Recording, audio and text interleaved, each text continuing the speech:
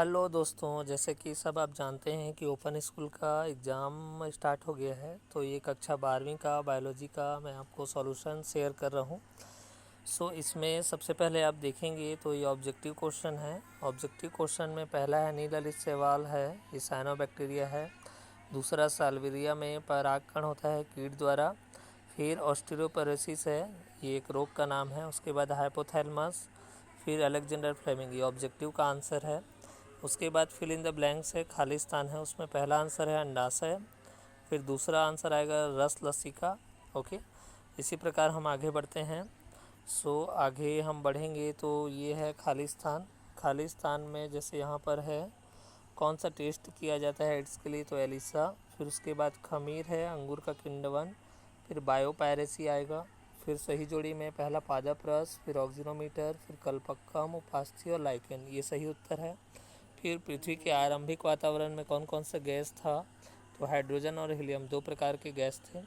ठीक है, यहाँ तक होने के बाद हम फिर और आगे बढ़ते हैं क्वेश्चन आंसर में। जैसे क्वेश्चन आंसर तीसरा है, निम्न का वनस्पतिक नाम लिखिए। तो पहला दिया हुआ है इसमें घृत कुमारी। घृत कुमारी का है एलो बारबोडिस। ठीक है, और उसके बाद लिलियम है, लिली का नाम। उसके बाद मेंढकों में क्लास एम्फीबिया में रखा गया है, क्यों? तो उसका दो कारण है। पहला, ये कोल्ड ब्लडेड होते हैं। दूसरा, फ्रॉग लेग्ड वर्टिब्रेट्स होते हैं, इनका ये जो अंडा देते हैं वो पानी में देते हैं। ये तीन कारण हैं उसका, इसलिए इसको एम्फीबिया श्रेणी में रखा गया है। फिर हाइड्रोफोनिक्स क्या है? हाइड्रोफोनिक्स ऐसा है जो पानी या बालू में बिना मिट्टी की सहायता से पौधे जो उगाते हैं उसको हम हाइड्रोपोनिक्स बोलते हैं। ठीक है, हाइड्रोपोनिक्स ये भी आंसर एक इम्पॉर्टेंट आंसर है। फिर हम आगे बढ़ते हैं। आगे हम बढ़ेंगे तो हाँ, ये एक आंसर है। इसमें बोला है ORS क्या है, तो ORS के बारे में आपको समझाना है।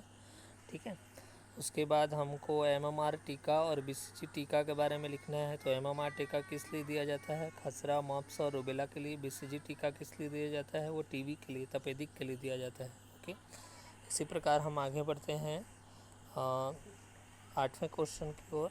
8वें क्वेश्चन में दिया हुआ अनावृत बीज के लक्षण लिखिए। तो अनावृत बीज के लक्षण है, ये फूल नहीं बनाते हैं, फल के अंदर बीज नहीं बनता है, ये ठंडे क्षेत्र में उगते हैं। ठीक है, सुई आकृति वाला इनका पत्ता होता है। उसके बाद है वर्णांध स्त्री और सामान्य पुरुष का क्रॉस सेक्शन आरेख बनाना है। तो ये क्रॉस सेक्शन आरेख है जिसमें जो भी बच्चा होगा वो भी वर्णांध ही पैदा होगा। ठीक है, ये उसका आंसर है। उसके बाद हम 10वें क्वेश्चन में बायोगैस का उपयोग लिखेंगे। तो ये बायोगैस का 3 उपयोग है यहाँ पर लिखा गया है। बायोगैस जो कि पर्यावरण के अनुकूल होता है। ठीक है, तो ये आपको 3 उपयोग लिखना है। फिर उसके बाद कार्बन चक्र का प्रोसेस लिखना है। कार्बन चक्र में 3 प्रक्रिया के बारे में लिखना है। कार्बन चक्र यहाँ पर जैव रासायनिक चक्र है, उसका 3 प्रक्रिया के बारे में एक डायग्राम भी बनाया गया है और 3 प्रक्रिया लिखा गया है यहाँ पर। उसके बाद वन्य जीव संरक्षण की आवश्यकता का कारण बताना है। तो कारण यहाँ पे लिखा गया है, 3 कारण हैं वन्य जीव संरक्षण के, 3 कारण यहाँ पे बताया गया है ये। फिर वृक्ष की आयु कैसे ज्ञात कर सकते हैं, ये भी एक आंसर है। ये इम्पोर्टेंट क्वेश्चन था। उसके बाद हम आगे बढ़ते हैं। तो मानव नेत्र का चित्र है, ये मानव नेत्र का चित्र आपको बनाना है, 14 नंबर क्वेश्चन। फिर DNA और RNA में अंतर लिखना है। तो ये DNA और RNA में 4 अंतर है जो कि बताया गया है। ठीक है, इसके बाद हमको लिखना है ये मानव का उत्सर्जन चित्र का उत्सर्जन तंत्र का डायग्राम बनाना है। तो ये उत्सर्जन तंत्र का डायग्राम है मानव का। फिर उसके बाद कायिक जनन क्या होता है और पौधों में जो कृत्रिम कायिक जनन होता है उसका 2 विधि लिखना है। तो कायिक जनन यहाँ बताया गया है। कृत्रिम कायिक जनन में पहला कलम लगाना होता है, दूसरा रोपण विधि होता है। तो 2 विधि के बारे में बताया गया है। और कायिक जनन क्या है उसको भी बताया गया है। कायिक जनन मतलब पौधों के किसी भाग के द्वारा दूसरे पौधे को उगाना कायिक जनन कहते हैं। तो कायिक जनन 2 विधि है, पहला कलम लगाकर हम कर सकते हैं, दूसरा रोपण विधि। ठीक है, उसके बाद अंतिम क्वेश्चन है प्रकाश संश्लेषण क्या होता है, इसके 5 बाह्य कारक को समझाना है। तो प्रकाश संश्लेषण का क्या होता है ये बताया गया है और उसका समीकरण भी लिखा गया है, समीकरण को समझाया गया है। फिर उसके 5 कारण बताया गया है बाह्य कारक। पहला प्रकाश है, पहला कारण जो है इसका वो है प्रकाश। दूसरा कार्बन डाइऑक्साइड की सांद्रता। ठीक है, प्रकाश के बारे में यहाँ बताया गया है कि ये क्या क्या होता है।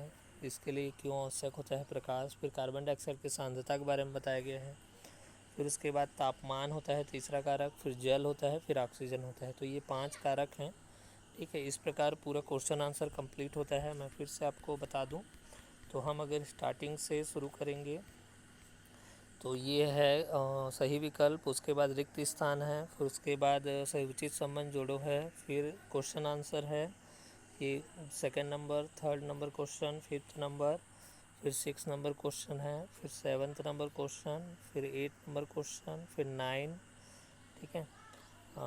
जैसे कि हम शुरू से बताएं तो ये है फर्स्ट सही विकल्प, उसके बाद है ये उचित संबंध जोड़ो, फिर ये क्वेश्चन आंसर हाइड्रोजन हीलियम, उसके बाद ये है सही विकल्प चुनकर, फिर ये खाली स्थान, और ये है क्वेश्चन आंसर मेंढक वाला क्वेश्चन, हाइड्रोपोनिक्स वाला क्वेश्चन, ORS BCG टीका, फिर वर्णांत वाला अवृत बीज के फूल नहीं बनाते हैं वाला क्वेश्चन, फिर उसके बायोगैस, फिर कार्बन चक्र, फिर वन्यजीव संरक्षण, वृक्ष के आयु कैसे ज्ञात कर सकते हैं, मानव नेत्र, DNA RNA उत्सर्जन का नामांकित चित्र बताना है, फिर उसके बाद कायिक जनन का 2 विधि लिखना है, फिर आपको बताना प्रकाश संश्लेषण, इसके 5 बाह्य कारक लिखना है, ठीक है।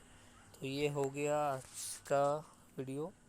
इसमें इसके बाद मैं केमिस्ट्री का, फिजिक्स का भी लाऊंगा, हिंदी इंग्लिश का भी, उसको भी आप देख लीजिएगा। Okay, thank you all of you, thank you very much.